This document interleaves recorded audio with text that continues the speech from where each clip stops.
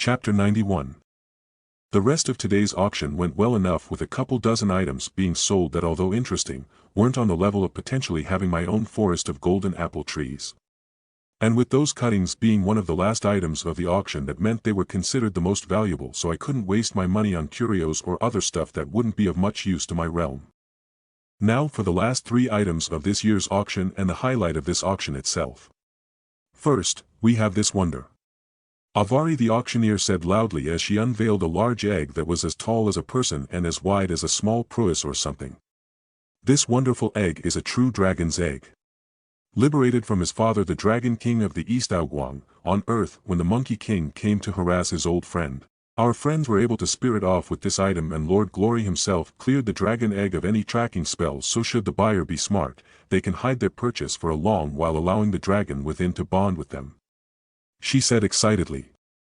A true dragon. Jake, are you going to buy it? Ilya asked me excitedly, and I shivered in disgust as I went as far as making an X with my arms across my chest, making Ilya's head tilt to the side in confusion. As much as Glory said he cleared any form of tracking of the dragon, I didn't give a damn. Messing with the Chinese pantheon of gods would lead to no good, especially if Sun Wukong decided he was partly at fault for his friend's son being stolen and decided to upturn the universe in search of the damn thing. I was strong, but fighting 600,000 gods and lifting the universe in my palms, strong I most certainly was not. Tussling with a multiverse entity was something I had no interest in. In lieu of answering Ilya especially, I spoke aloud so other people could hear me. As Avari just said, this is the child of Aoguang, who old friend of the sage, who is equal to heaven. Doesn't matter how you hide the egg, when that monkey decides to backflip through the realms in search of a child that was taken while he was messing around with his friend, I will bet whatever magics you use to hide it will be seen under the Monkey King's divine eyes. I finished. Avari to my speech only nodded shamelessly.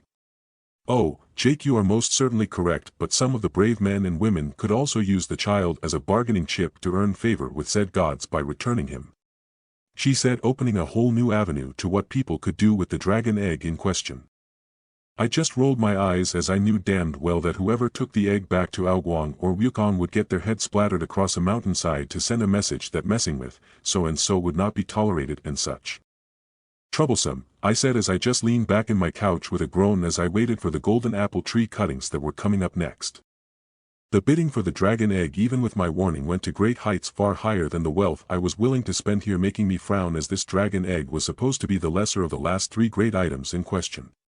For all that I looted a dragon's hoard, these people in this auction, especially the VIPs, had wealth accumulated for millennia in comparison to me, who had only been here in this very universe for less than a single year.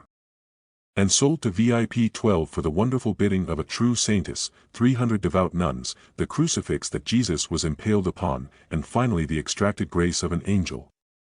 Avari said gleefully, and I heard screams coming from that VIP's room as the powerful demon within created a rift to hell and sent the prizes within to the teleporting square. Jake. You won't sell us, right?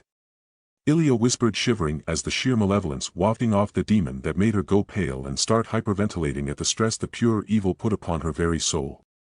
Seeing what I considered to be mine so frightened and honestly in distress, I snorted, and my spiritual pressure and the sheer hunger within my spiritual might drowned the demon's demonic energy that he flooded the auction house with purposefully to showcase both his strength and wealth with his purchase of the dragon egg. Retract your foul stench, mongrel of hell, lest I devour you for the insult. I spoke softly, but the whole auction felt the weight of my world-backed power pressing the demon's energy back into its booth before I relaxed and pulled back, looking to Avari, who smiled. Oh, damn it, Jake. Lord Glory was just about to kill him as well. Avari cursed and even childishly stomped her foot at seeing the demon survive. But with her being a succubus, even her so-called childish actions were seductive, as her large curves bounced optimally to attract people's views. I merely smiled as I looked between Avari and the demon in question's booth, even though I couldn't see within it. Wukong once flipped over heaven and earth in his quests and vendettas. Without Lucifer in hell, I wonder who or what can stop him from tearing apart hell. Huh, a pawn of Trigon? I said, grinning as I could feel the demonic energy from the demon was damn near a match for Raven, so either it was a lesser piece of Trigon's will or an apostle. With his power. The auction house broke into whispers as even Avari paled. Being a demon, she knew that Trigon was bad news and could give Wukong a decent fight, but would eventually lose without a doubt. Jake Barris. The consort of my dear Raven. I have been looking for you to settle accounts for stealing my most prized child and killing one of my sons. Trigon's voice boomed and Lord Glory himself stalked out of the back of the auction with his eyes glowing with a golden light. Enough. Glory roared and I cursed as I felt his overwhelming eldritch energy fill the air. You two can settle accounts after the auction. Otherwise, you will be banished if I cannot deal with you myself. He said strongly with Trigon snorting his black and red energy wafting out of his booth before he retracted his power and with an audible crunching noise began eating a screaming person.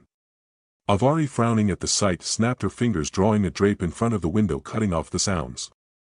Thus, a couple-minute break took place as the other VIPs discussed what happened with even a couple of magical messages being sent to me asking if I wanted to alliance against Trigon to lure him into a trap and such to steal the egg or any other things. Now for the second highlight of the night. We have living cuttings from the Greek pantheon's golden apple trees of myth. If you eat one ripe golden apple you will receive 1,000 years of lifespan with further apples granting one less year of lifespan each apple. She explained all but screaming as everyone cheered for the second most valuable item in the auction tonight. Wish the damned catalog told me what the most valuable item was. I cursed as the bidding began but I realized if I spoke the bidding Trigon was likely to be petty and drive up the price as much as he could to spite me so I took out the magical tool to anonymously send what I decided would be my absolute limit of stuff I could pay.